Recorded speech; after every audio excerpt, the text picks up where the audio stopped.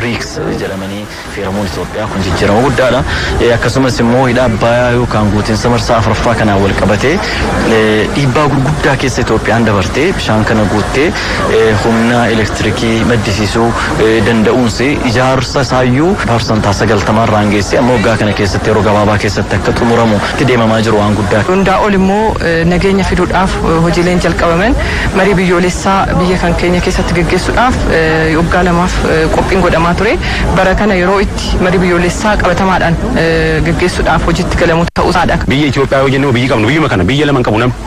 Kanaaf biyya waloo qabduuf yaada adda addaa qabaattus teessee mari'attaa jechuudha. Maaliif mana keessa jiraattudha. Manni kun akka hin diigamneef yaada walii kennitee fudhataa deemuu qabda. Kanaaf namni hundumtuu dhimmi biyya kana nagalcha kan jedhu taa'ee mari'achuu qaba jechuudha. Walitti bu'iinsi bu'a qabeessaa miti akka ta'e beekamee kan nagaan namuu waliin jiraatee wal danda'ee wal obsee wal gargaaree wal cinaa dhaabbatee biyya kana ceesisuun kallattii itti danda'amu irratti fuulduratti irratti hojjechuu akka qabnu kan ka'ee. Gaafii qabnu kana sirrii ta'een as dhiyeessinee wal mari'achuudhaan guddina jiru itti fufsiisuudhaan nageenya waaraa ta'e immoo wal hubataa biyya waloo ijaaraa deemuudhaan itti fufsiisuu qabna kan jedhu irratti gaa hundi keenya iyyuu mootummaan kophaas wanti inni fidu hin jiru uummanni gahee isaa qaba.